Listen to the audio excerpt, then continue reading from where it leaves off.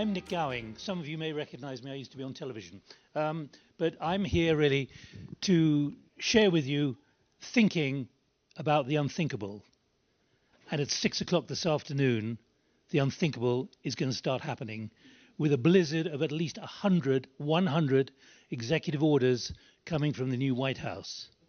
My challenge to you over the next half an hour is, can you yet work out what the unthinkable is going to be coming from the White House, and therefore the constraints and the stipulations that it will be dictated to by the White House and by Trumpism. Now, this isn't about Trumpism, but it is about unthinkables, because the kind of things we're thinking about today are not necessarily what we're going to be thinking about tonight. Because as a British inner circle within the British Prime Minister's office said, we just can't work out what crazy ideas we're going to be faced with.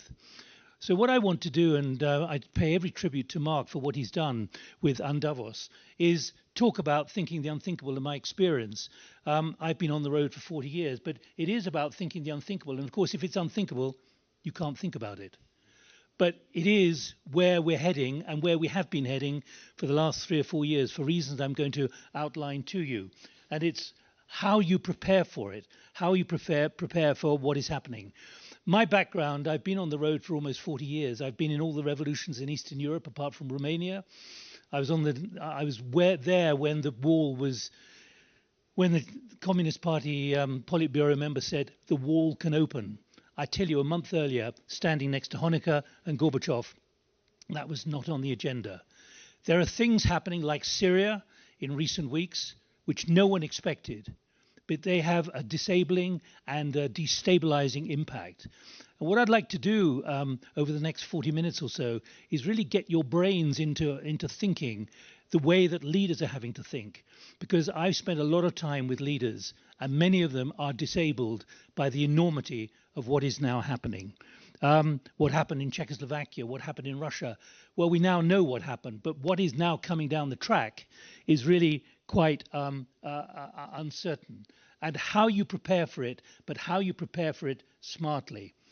Now, the kind of things I'm talking about are Brexit, are about Trump, because 8 years ago, no one really expected him to be a candidate, let alone become president for the first time. About Russia, about populism, why leaders, and I say this advisedly, and I've given a lot of presentations to inside corporate sectors, inside boards, inside governments as well, why leaders lose the plot on multiple issues. They were doing that anyway before what we're facing at the moment, but now it's even more acute.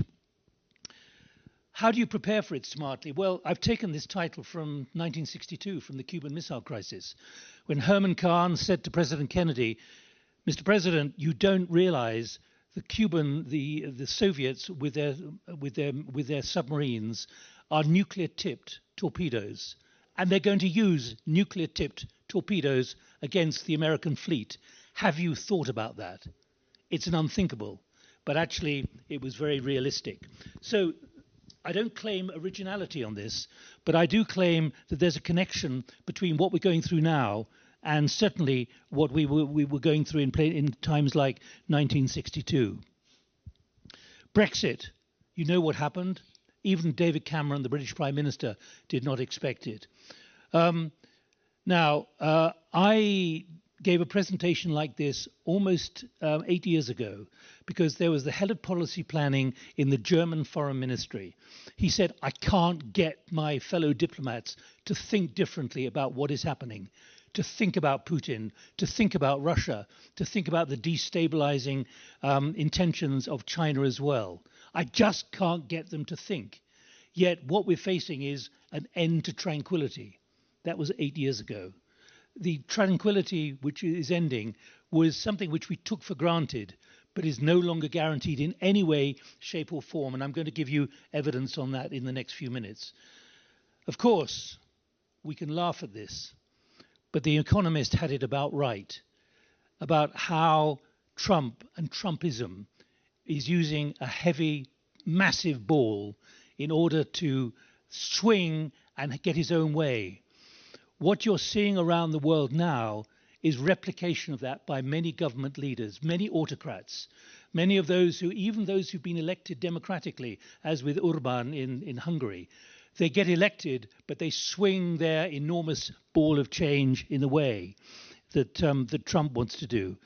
Why do leaders, though, lose the plot on multiple issues? You've got to understand, we've come to the end of what the former Polish Prime Minister said at the Munich Security Conference 3 years ago, just after the World Economic Forum met here 3 years ago.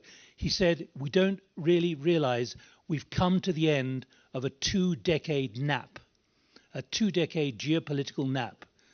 Now what we're facing is something which is close to an upheaval. And for those of you who don't speak English, a nap is a sleep. We've had it lucky. So far, in the last 8 or 9 years, things have started unraveling. But how are we sufficiently motivated to respond? How are we prepared to accept the challenge to conformity?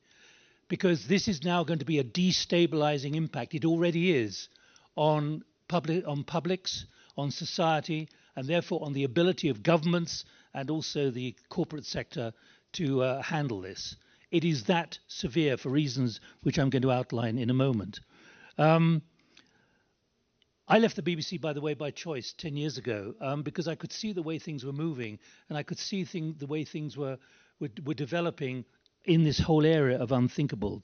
But it is an end to tranquility now in a way which we certainly, and I've been working on this project now for 10 years, we warned governments and corporates about. Frankly, most of them wondered what I was smoking. But look where we are now. 10 days ago in the United Kingdom, David Lammy, the British Foreign Secretary, gave a big speech on progressive realism, which is moderating liberal ideas with pragmatism. And he asked himself the question, will things get back to normal? How do you define normal? And he said publicly, they will not. And we, as those in government and those in the corporate sector, have to realize that. We must stop the 1990s clouding our vision. The post-Cold War peace is well and truly over. But I'd put to you that most people are not prepared to accept that, even with the enormity of what is happening. And so I remind you of the challenge I've already given you. In the next few minutes, come up with ideas of what we should be thinking about with Unthinkables, which may come from the White House literally in the next 7 or 8 hours, and maybe even further beyond that. There's going to be a destabilization. I noticed that Mark talked about 16 years of Trumpism in the White House. Well, he's going to be remarkable if he'll be getting on for 100 then. So maybe he's got a way of surviving. But what we're seeing is change at a rate of knots that we as the public, we as the human beings on this planet, and picking up Pippa's point, are not really prepared to understand, particularly the destabilization from the climate emergency, from biodiversity, and the lack of respect for nature. We are surviving on this planet, and it's not me saying that, it's Johan Rockström, it's the scientists, it's the IPCC, it's so many people not realizing, and I've been coming here for 30 years, how little snow there is compared to what there was even 5 years ago. Okay, things go in phases. But we are moving in a way where things are happening not in 10 years, but in 10 months, or 10 weeks, or 10 days, or even shorter than that. I put to you, what happened in Syria was remarkable before Christmas. Literally, no one expected it to happen. Just like in Eastern Europe, in East Germany, when, as I said, East Germany fell literally in a matter of hours. And I had a bit of the Berlin Wall in my hands, having watched the member of the Politburo say, people can leave East Germany tonight. That is the speed at which things happened in Syria in ways that no one in any government could foresee. Yet there was a kind of inevitability, the weakness of autocrats. Autocrats don't really realize that. The latest front cover for Trump is even more ominous from The Economist this week. It's a big ghost. It's a big shadow. And Trump bestriding the world like a colossus. Now, this is not me necessarily highlighting Trump, but Trumpism within government and within the corporate sector is now becoming much more accepted, and it's something which is firing up the corporate sector. I've watched here, excuse me, a reluctance in the corporate sector to accept sustainability, to accept biodiversity, to accept that they have to follow the ESG, to accept that they have to do things differently with chief sustainability officers. My very strong reflection, having been to an enormous number of gatherings in the last few weeks and months, is that that is turning turtle and the corporate sector is rejecting it. Chief sustainability officers are being fired or moved to the back office or no longer kept on the staff. It's that bad. In Unilever, Paul Polman, who brought sustainability to Unilever and campaigned for it until he left as chief executive 5 years ago, the new chief executive says that is idealism. We cannot afford it. We've got to keep making money. So things are changing very fast. In the UK, just before Christmas, the annual Chief of Defence Staff lecture at the Royal United Services College Institute, where I'm a visiting fellow. Are we sufficiently motivated to respond? He said we have to recognise that one era has ended and another has begun, but we can't define it. And he's responsible for the security of the United Kingdom. We now can't guarantee that we will be stable, that we will be able to secure ourselves against not an all-out war with nuclear missiles, but the defenestration of our society. The implosion of our society created by governments who now want to destabilize and undermine. These are unthinkables by the standards which we've all grown up with, but actually they are now very realistic, as we've seen with the cutting of the cable between Estonia and Finland, the electric cable. And it's happening more and more. Warned about, but now it's happening. And if you don't have electricity, you don't have gas because the interconnectors are not working, you've got a serious societal problem.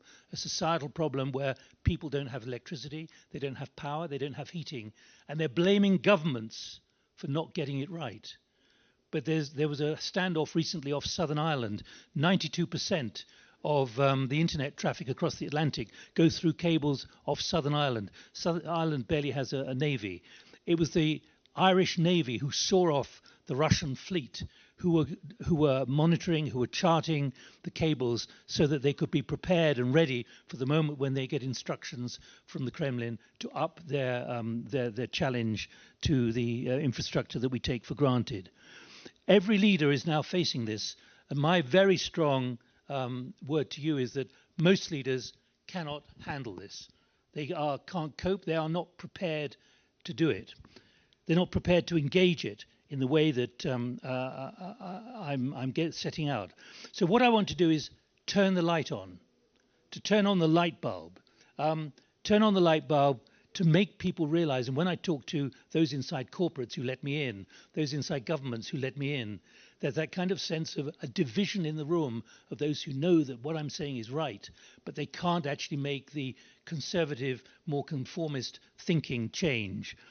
And that's why I come back to you and say, think of ideas of what we need to think about what's going to happen. It's all very well Trump saying he can end the Ukraine war in 24 hours. Which 24 hours and how? And does that mean victory for Moscow? Does it mean defeat for Zelensky? These are profound moments where everything we take for granted. I, as someone who has reported on arms control agreements, the Hofti House in Iceland, and so on and so on and so on. These took years to get together. They are being shredded in days and hours. That's why I say that much of the stability we take for granted, it is not unthinkable. It is now happening. It's unraveling. It's now worse than the Cold War. Last week, the Russians fired a ballistic missile called the Iskander. Fortunately, it didn't have a nuclear warhead on. Those Iskander missiles are based in Kaliningrad, which is in the Baltic, which can look into Finland, into Sweden, towards Berlin, towards Poland, a range of about 500 miles. They are ballistic missiles, and they fly faster than an air defense system can detect them and stop them. That's why they hit Ukraine last week. We're moving relentlessly in. I liken it to a pinball machine in a fun fair, where we're all trying to control the ball I don't know how you translate this into other languages, a pinball machine. The ball is going backwards and forwards. You're trying to control the flippers, and every time you try and control the flipper, the ball moves in a different direction. No one has control, and that's why I come back to what the inner circle within, say, Whitehall are saying. We can't even envisage the crazy ideas of what is coming down the track. So we are talking about stability and stability unraveling. There's a dysfunctionality between stability here and unraveling, and I do that on purpose because the two cannot connect in the new environment that we're all facing. It's that ominous, and it's that worrying, and I think that as I said before, most governments are struggling to work out what they do. In addition to which, not just because of what Pippa says, but others, when you look at the impact of climate change and what is happening in Africa, what is happening in across the Levant, what is happening in the Middle East, the impact of climate change on our societies, and the unwillingness now of many countries to accept the migrants who are desperate to get away from being sizzled and fried in heat. But the stability we take for granted is not just about those in the developing world. And I was at a debate recently in Morocco where we shouldn't be talking about the South anymore. We have to talk about these countries and this new environment in a very different way. But look at the kind of challenge that we're facing here about stability unraveling. In Dubai recently, the temperature was 62 degrees at a time when they had 2 rainstorms which left flooding of up to 10 feet deep, 3 meters. Why is that the case? Partly because of the ominous nature of what's happening on climate change. But in the UAE, they did not believe they would ever have this amount of rain. It's that destabilizing. People lost their cars, they've lost their apartments, and the UAE government is being caught wanting, and they're now trying to desperately retrofit the whole of Dubai and the whole of the UAE at high speed. Similarly, what about the impact now on our health? I mentioned the climate here, and what we're seeing, we're up a mountain with 2,000 meters up. But what you're seeing with temperatures is deeply, deeply disturbing. Our bodies can only cope with temperatures up to a maximum of 39 degrees. We had a very eminent broadcast scientist called Michael Mosley. He died in June. He went for a walk in Greece and thought, I can withstand this. The temperature was 41 degrees. He died. You'd have thought that someone like that would have been wiser, and that came out as one of the options in the inquest a couple of weeks ago. We've got to change our thinking, and that's why it's not just thinking the unthinkable, it's thinking the unpalatable. And okay, there are 20 of you in this room. There are probably others, many others, who need to be thinking in different ways as well. So my challenge to you is very simple. It's about how you create new mind muscle to handle this. It's about thinking beyond what you feel comfortable with and the way you've been brought up, to think. Creating new mind muscle, you must think like heretics. That doesn't go down well if you're a civil servant. It doesn't go down well if you're in a corporate, because you've got to comply. And one of the 2 main findings of our work over the last 10 years, again, which was very much rejected, is the qualifications you have to get a job through headhunters or whatever are in fact the qualifications which disqualify you from understanding the scale of disruption and the enormity of what you've got to do to change it. The second finding was the stability we take for granted is unraveling. It's happening exponentially, and it's happening at a pace which most people, in order to sort of dismiss it, say it is not happening, as we're now seeing with many climate deniers. Now, I'm kind of on the record here, and I'm prepared to believe that there are now corporate leaders here who, based on the reporting we're now seeing, are saying, I'm delighted that sustainability and climate change is now no longer going to be central to our challenge, which is to keep making money. I'm not making a political point here, But all the things which Johan Rockström and all the scientists are saying, the consensus that there is with the tipping points, with the planetary boundaries, is going to be set aside because under the new Trump envelope, it's going to be easier, frankly, to make money. And it makes you ask the question, what's going to happen to the $361 billion of the IRA, which Biden introduced, which many American corporates have benefited from, as well as European corporates and others who've rebased to the United States. Will Trump be asking for the money back? Because it's actually too green. So I'm encouraging you to think you've got to have new mind muscle. And those you're working with, those you're working for, those who work you'd like to work with, or those you're having conversations with, how do you create that new mind muscle? It is about being brave. And it is about being heretic by traditional standards. You can see why this doesn't go down well.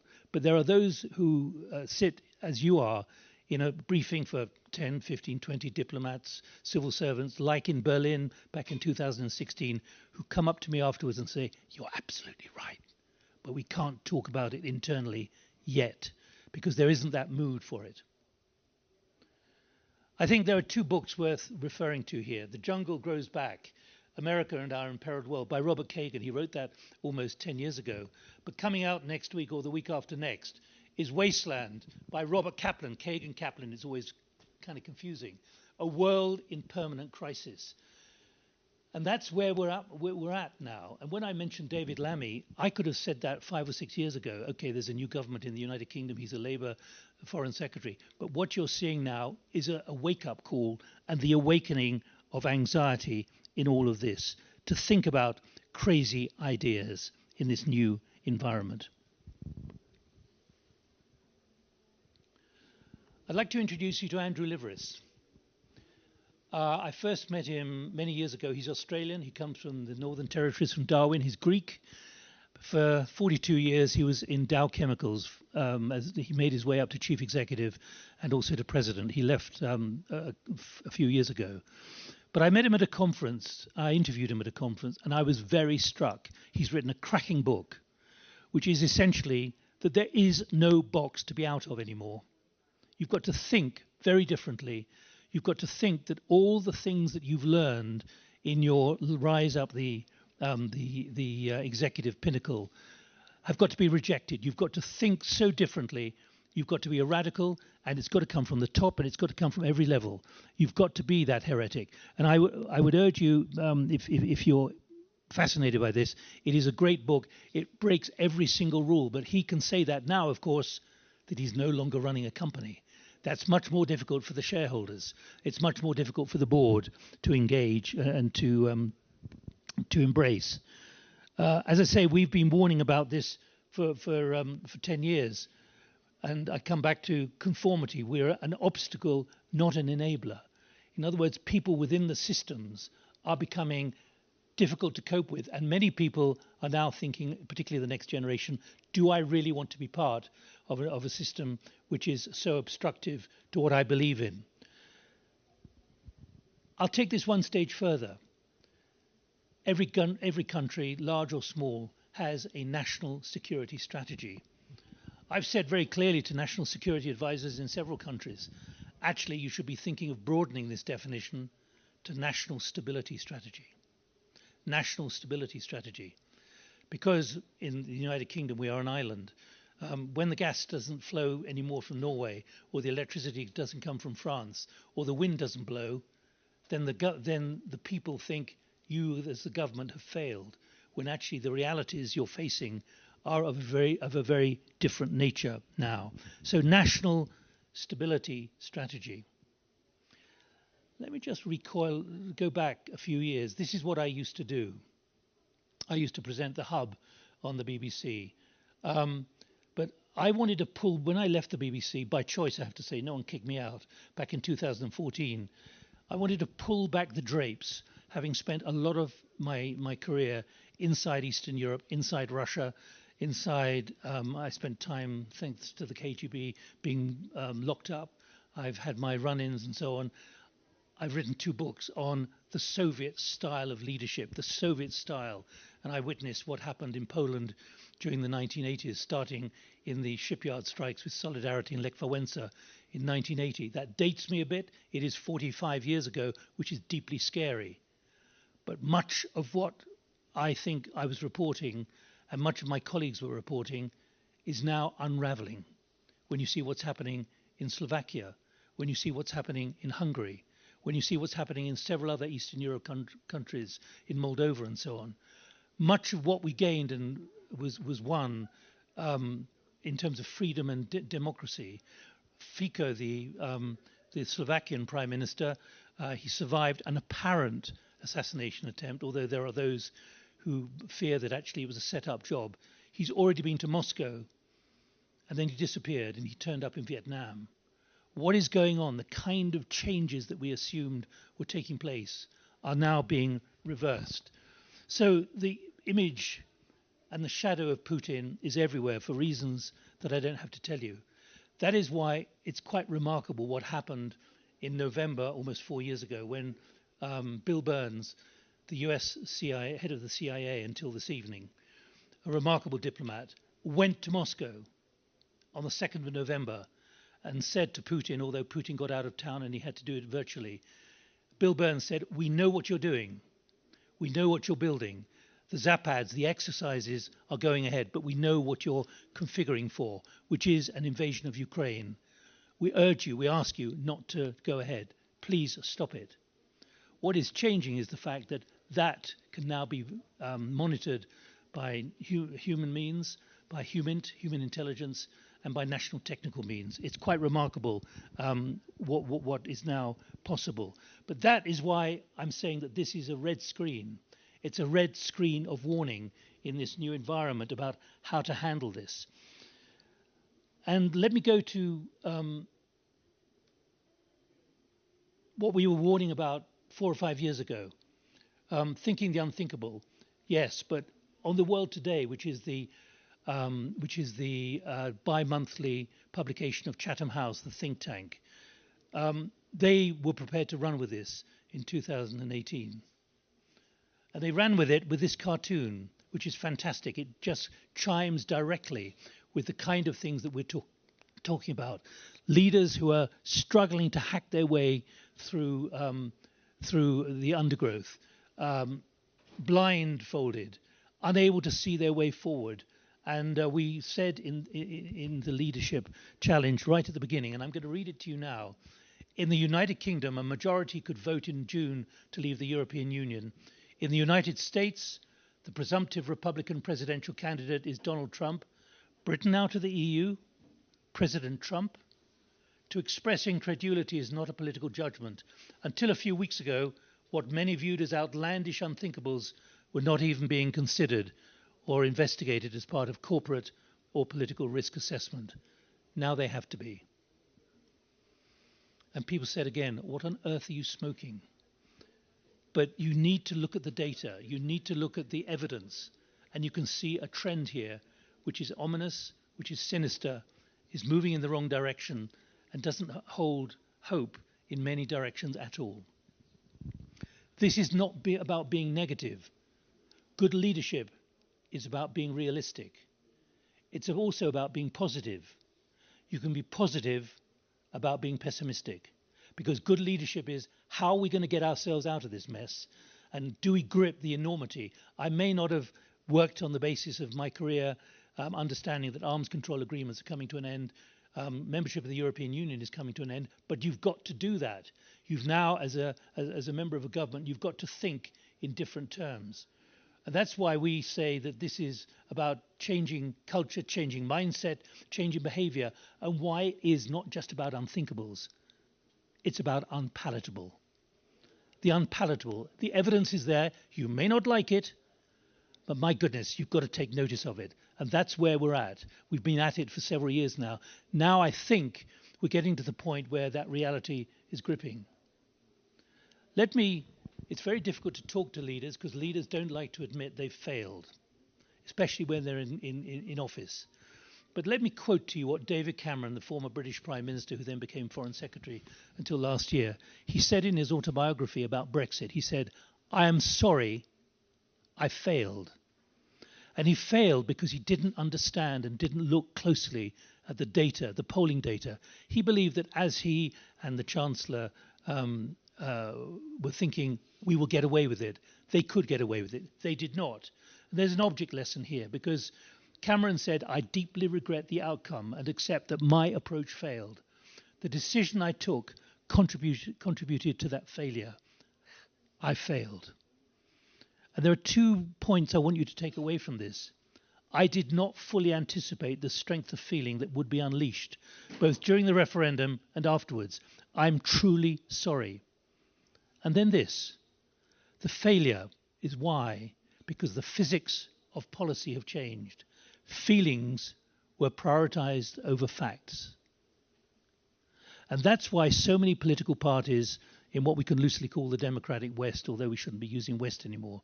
That's why so many political parties and so many corporates are in trouble when addressing many of the things that we're talking about, which is why I come back to what Morawiecki, the Polish Prime Minister, said at the Munich Security Conference just after the forum 3 years ago. We have come to the end of a 2-decade nap. We've got to understand that difficult things are now going to start happening. But it took Ukraine and what Putin did there with his limited military operation to get us moving down that track. So where does that leave us now? Well, Jeff Mulgan, who used to be Tony Blair's policy advisor in Number 10, he's now Sir Jeff Mulgan, great thinker. He's now at UCL, University College London. But he has a great phrase. He said, government is now being held back. Corporates are now being held back because they are still tied to zombie orthodoxies. In other words, orthodoxies which have no value because they're now irrelevant. And he underlines that by talking about government sinkholes, not just in the UK but elsewhere, where things are originated but they get lost because the system is ossified and can't be flexible enough at the speed that's necessary to act at speed. So, zombie orthodoxies in this new environment. Many of them remain because the system still manages to protect itself. But through it all are the black swans. Only New Zealand and Australia actually formally have black swans. But there are now black swans everywhere, made worse by the size of the black elephants, which are sitting in rooms, which are sitting in offices, which are sitting in committee rooms, which are sitting in boardrooms, which are sitting in cabinet rooms. The black elephants are things that people don't really want to discuss, even though there's an urgency and an absolute sinister necessity to do that. And at NATO, they talked about mollusks as well, the little limpets and so on, which can disable. So that's the real scale of the challenge. And how can we define that scale of challenge?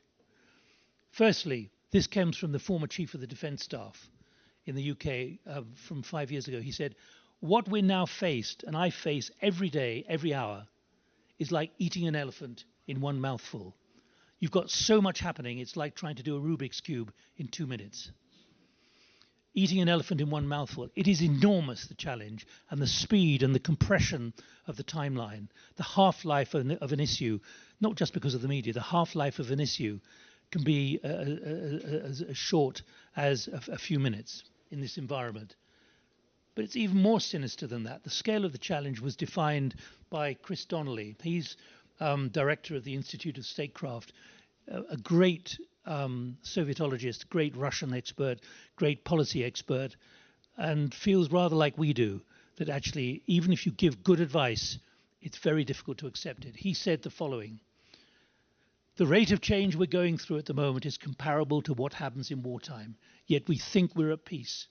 The global pace of change is overcoming the capacity of national and international institutions. Let me just re-emphasize those two phrases: comparable to what happens in wartime. That's why I come back to national security and national stability. It's much more profound than being threatened by a missile strike. It's actually the impact that has on a generation, particularly the next generation, which is those who are younger than most of us in the room, who don't understand adversity, who've not experienced adversity apart from the COVID epidemic. They don't understand what it's like when actually things go in reverse, and it's going to be a really serious problem. How does a country prepare itself for that? And the global pace of change is overcoming the capacity of national and international institutions. That's the scale of the challenge that we're talking about. It doesn't go down well, but again, what's fascinating is when I give this kind of briefing, sometimes not on their normal premises, to people who have positions of power and responsibility, they say, thanks so much, but I don't know how we're going to achieve it. So, conformity. We are an obstacle, not an enabler in this environment. And I'm going to repeat to you how even the brightest people with the greatest qualifications, degrees, PhDs, and they've worked their way up through something like the civil service. This is Sir Nic Macpherson, now Lord Macpherson. He used to be head of the Treasury in the United Kingdom. And the reason I have chosen it is because of what he said after weathering the financial crisis in 2008. I see myself as one of a number of people in finance ministries, central bank regulators in the UK and the US, who failed to see the crisis coming, who failed to spot the build-up of risk. This was a monumental collective intellectual error. And he describes what he faced in retrospect as having to deal with a kind of permafrost within systems, a bit like zombie orthodoxies, and also a frozen middle. It lacks muscle, which is where I'm putting on the agenda for you how to create new mind muscle, to create muscle which feels comfortable about stretching and thinking more broadly. This is a good example of how minds have been very, very slow to react. This has had a profound effect in the Ukraine war. Brilliant Ukrainian scientists, brilliant Ukrainian lab technicians and so on, with a deficiency of weapons against the Russians. They worked out that actually drones worth about $1,000 a piece with one bit of munition on can fly undetected against Russian troops and against Russian artillery. You do not need artillery now anymore. You don't need tanks worth £20 million. All you need is a drone and thousands of them made in backyards. This is brilliant innovation in adversity, and it costs very little. The speed at which the Russians have picked up this principle is quite extraordinary as well. But one of the reasons I'm telling you this, I'm sorry, this is about patting myself on the shoulder. I remember going to a defense college about 13 years ago and saying, drones are going to be the big thing, which mean that you've got to rethink everything that you think about warfighting. Because drones will spy on you, you won't even know they're up above you. They will drop stuff on you, and they will violate your belief that you control the land. The response from these brigadiers and colonels and a couple of two-star generals was, we know what we're doing. We can control everything. We're in charge. Because we're in charge, we'll get it right. So, I'm not going to take you there.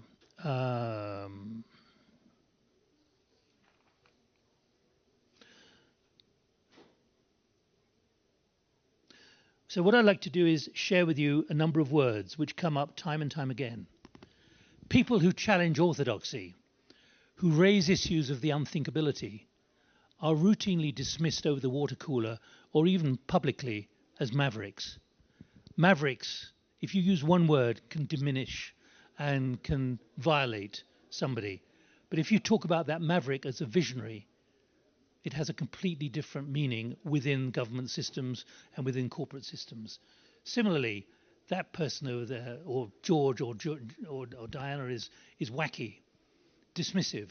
No, if you call wacky wise, we've got to think more carefully about what that person is saying.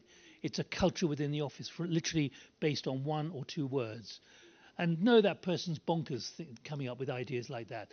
No, you need to have people inside offices now who are paid to think differently and encouraged to think differently without jeopardizing their careers. Bonkers is actually bold as well. So you can see the direction in which I'm traveling. And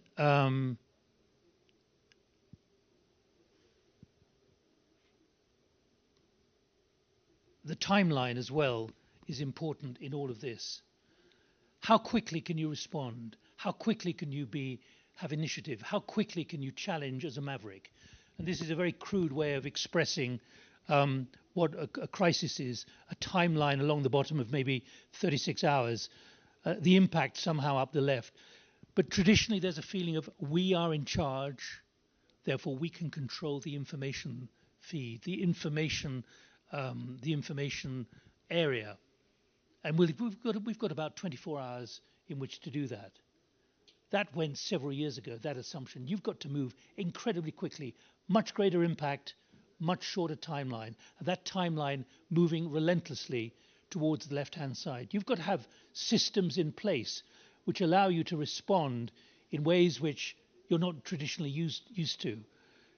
That's why whatever happens tonight, our time with Trump, is going to be a serial example of how or not governments and corporates can respond.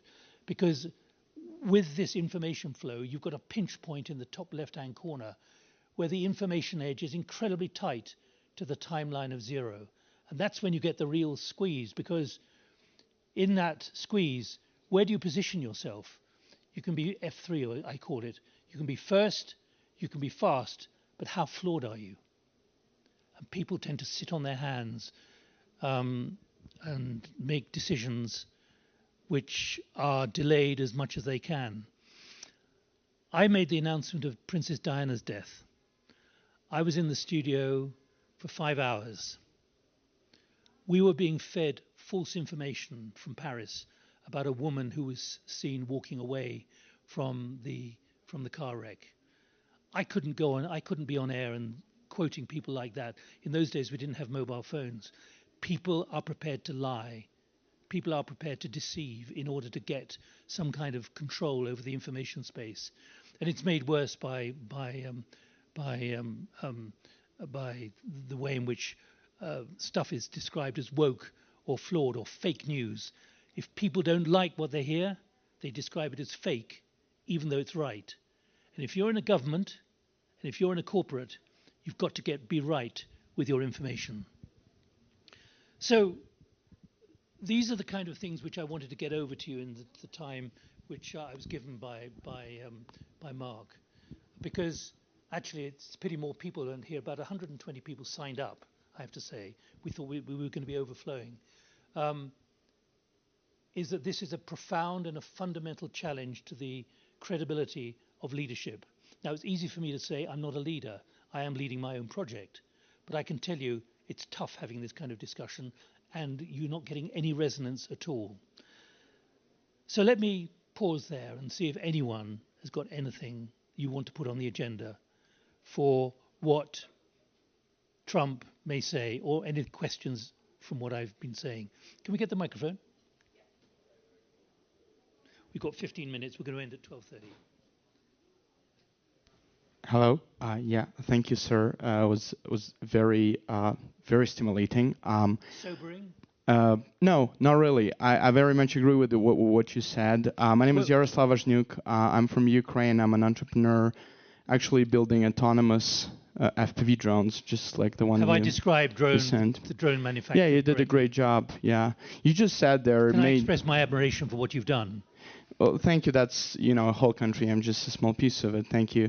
One thing was I would change. You said they're made in thousands. Actually, they're probably made like hundreds of thousands. 200,000 per month. Yeah, 2 million of them were made last year. About not a year 4 ago, to 5. But now they are. Yeah. Well, last year 2 million of them were made. Yeah. But it's remarkable you can get the parts. Yeah. Well, actually, I have one of those drones with me here in this room. It's in that white bag. Do you want to just get it and show it to us? Yeah, sure. But my question to you was, look, I looked you up online, and so you founded Thinking the Unthinkable in 2014. So it was a year when the Russian invasion of Ukraine started, and some other interesting events. That's one of the reasons I started this project. Wow, yeah. Because of what you did in eastern Ukraine and Crimea. I think it was very visionary to start it then, and like now we're in this room with like Trump and obviously third year of full-scale invasion of Ukraine and all the other events. The name of this event is even more fitting. So my question for you, and I'll show the drone as well, but my question for you is that 10 years from now, do you expect we still will be on the escalation part of this curve? And like looking back at 2025, will we think that, oh, well, that was relatively calm year, just like we're thinking about 2014 now? Or do you think we will be over the hill there? Thank you. I'm going to be really get your drone out. It's not everyone who travels with a drone. I was actually concerned whether I will be. Can someone hold the microphone for you? I think I can be heard here. Yeah. So, well, this is a drone. It's called a 10-inch drone because the props are 10-inch. This is a battery. This is the whole drone. This is sort of ammunition. You can just put it in. Well, you can put it in. Right here. Can someone get the photographer in? Yeah. Bring her in. And actually, this one has an autonomy system installed. So What's the cost of that? $500 with the autonomy system. It's gone down in price. Yeah. The munition cost is about $100. So you just use the picture that we had here. That was just a picture of an RPG-7 old Soviet-made munition that's sort of flying around the world. Yeah. This is not real. So this is not the actual munition. And this is. I was going to say you could fly it around this room and see what happens next. Well, also to fly a drone like this, you need like a remote control. Let's see if I can take down the. You need the remote control and you need like a goggles. But overall, yeah, this is. How many of them come back? 2 million of those were used last year by Ukrainians, about 1.5 million by Russians. Do you think they're disposable, or do many of them come back? So these kinds are disposable. This is sort of. I'm sorry, I don't want to steal the show. No, you're not. I'm encouraging you to steal it. So these are kamikaze drones. They only go one way, and they're controlled by human pilots. This particular has an autonomy system which we built, which allows it to fly autonomously for the last 1 kilometer, 500 meters, and that combats enemy electronic warfare. That also removes a bunch of mistakes that human pilots make. But later this year, we'll see fully autonomous FPV drones on the battlefield, and there will be bombing and returning back. And that sort of full autonomy basically increases the capability of one of these FPV drones by a factor of about 10,000 times, because it increases the number of people who can use it by a factor of 100 times. You don't need to train as a pilot. It's pretty difficult to fly these things. It increases precision by about an order of magnitude and increases number of uses by order of magnitude. So you're absolutely right. I believe that individual autonomy for these small drones is the single most important technology for defense for this decade. If Ukraine could make 2 million of them, imagine China making 2 billion. That's all I have to say. But look, the Russians were going through their Zapads, their exercises, in 2021. It was very clear what they were building up to with traditional armaments and traditional weapon systems. Ukraine, I was in Ukraine in November 2021 for the Kiev Economic Forum, interviewing your prime minister, and certainly the prospect of war, which would require this kind of level of innovation at that kind of price, was not on the agenda. But it's the speed at which you were able to adapt. And that's why I'm talking about thinking the unthinkable. That this was unthinkable 3 years ago. But what's coming is even more unthinkable. Exactly that. Yes, exactly that. And therefore your question about how long this is going to take, I think things are going to move even faster. But for how long? Indefinitely. Thank you. in a I would say negative way, to use a kind of Russianism. I agree. That's why I'm saying to you, we've got to prepare. And that's why I go back to that phrase, national stability strategy. National stability. Trying to retain the stability of developed countries, 27 nations of the European Union. And Russia and Putin is trying to dismember the European Union step by step. And he's beginning to have success. He paid Marine Le Pen a large amount of money in banknotes, which she picked up in Slovakia 4 or 5 years ago. But to pick up your point, time is essence here. And notice I've got 10 years up there in the top right-hand corner, the unthinkable timelines. I think you've got to realize that the timelines are getting shorter and shorter and shorter and shorter. It's not 10 months, because business plans tend to be, let's have a business plan for 10 years from now. Facebook was barely sort of functioning 10 years ago. Look at what has happened, the speed of development of technology and IT. And that has an enormous implication for all of us about how we're running our lives and how they are abused as well. So it's not about thinking about 10 years. You've got to be thinking a much shorter timeline, 10 weeks, 10 days, 10 hours, even 10 minutes. That's the speed at which those who are finding it difficult to think unthinkables need to be thinking. And I would say to those who say, let's have a strategic document for the year 2030, for 5 years from now. 2030, let me tell you, is 8 hours from now. 8:30 this evening, in my view. And that's the sensitivity and level of skill. And that's why I talk about creating mind muscle. To accept this, to understand this.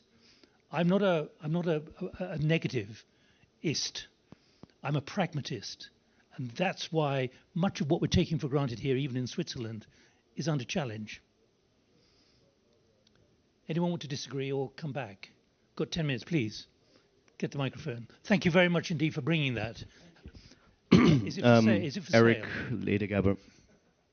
Eric Ledegaber from the University of St. Gallen. Can I get a card from you, by the way? Because maybe I can order it. We may need it in Britain. I'm going to be there in November for the Kiev Economic Forum. Exactly. That's 10 months. There's a big event, the defense event in February. Let's talk afterwards, quickly. Go ahead. Sorry to interrupt you, from St. Gallen. No problem. Yeah, thank you, Nick, for this very inspiring talk. So you say that's my feedback. And I'm still looking for ideas. I'm from the University of St. Gallen and also working for American Express here in Switzerland. My mom is a journalist. You know her most probably, Sheila Matrani. She was here for very long. At home, when we talk, the room sometimes gets very gloomy, like now for me in here when I was listening to you. But you need to be realistic. But then that's why you then you said, is you're realistic and all that. And then I was still like, isn't that, if we look at the flipping the coin, there is also the positive side. Isn't there anything that you see a glimpse of hope, positivism, like geopolitics, for example, that Asia could benefit from a lot, or the F3 AI could be it and help us? By and large, no. By and large, no. Simply because systems of authority and governance, whether corporate or governments, simply can't move at this speed. Simply can't move at this speed. That's why you need to have embedded a new breed of person who at the moment is seen as wacky and maverick, but actually is empowered to fail safely. It's about experimenting safely, to have that as part of the DNA.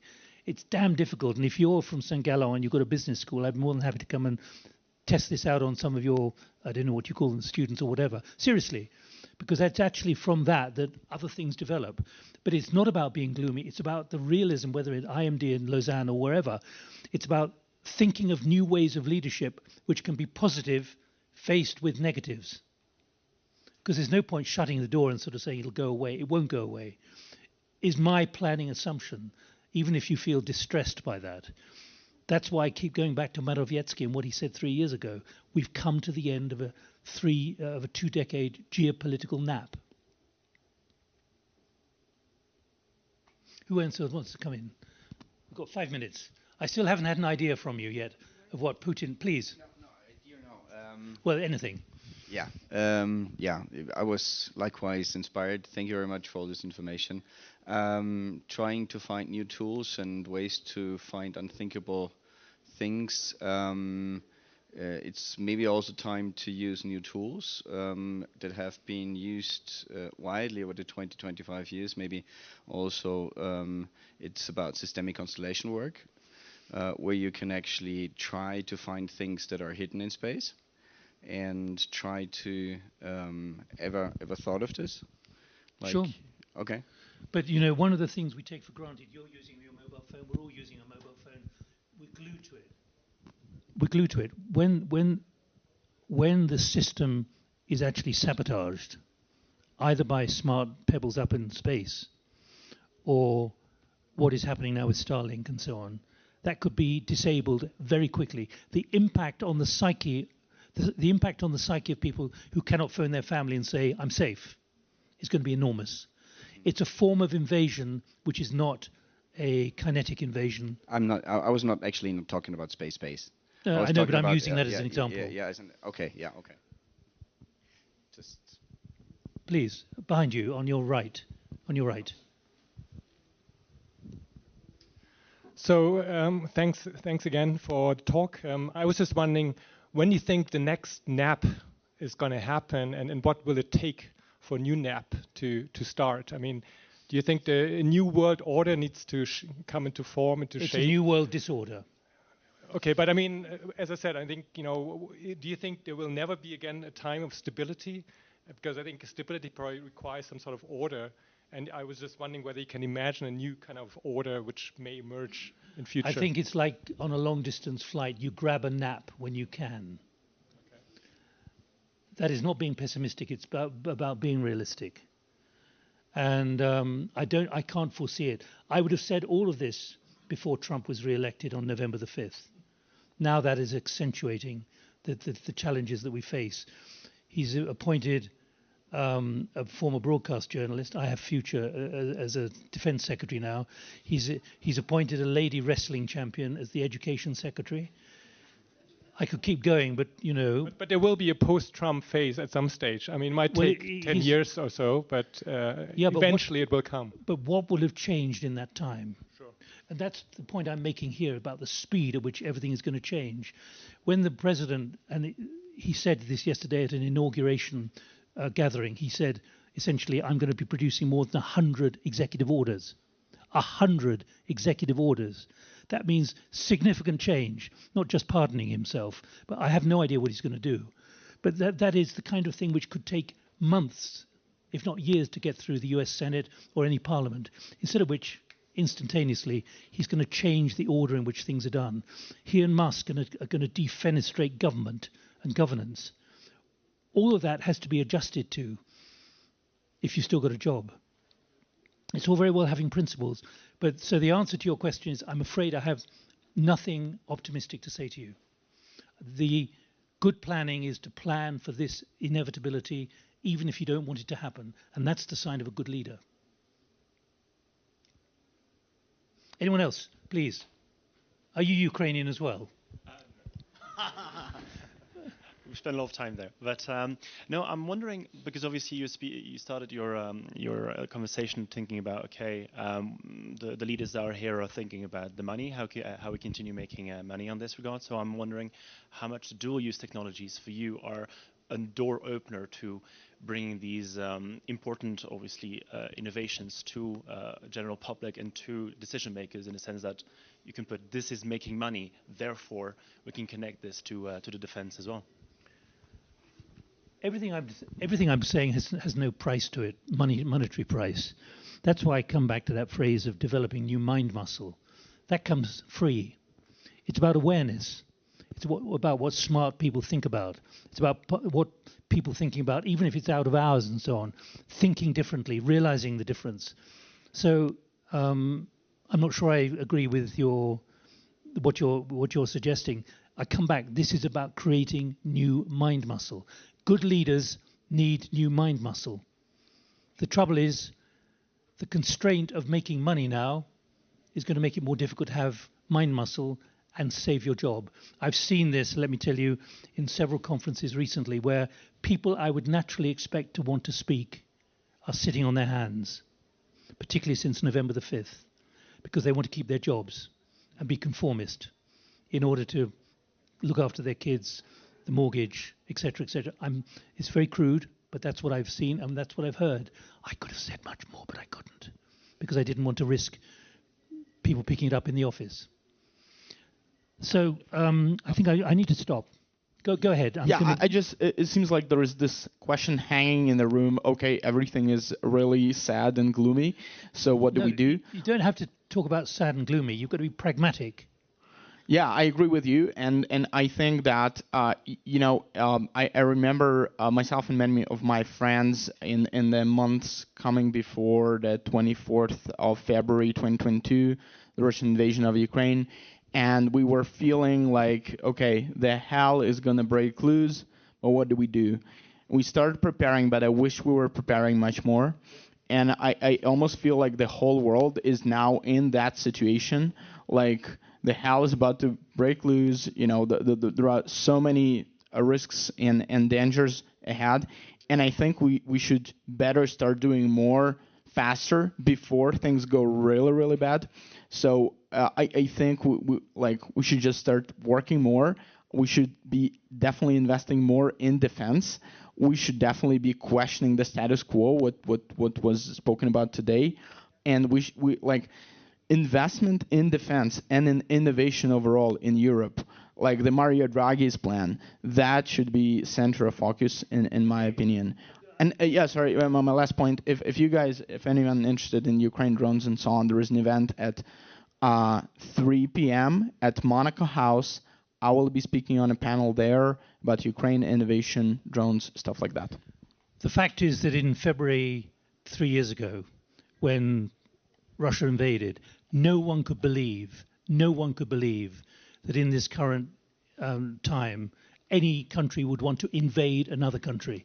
I was in Georgia in 2008.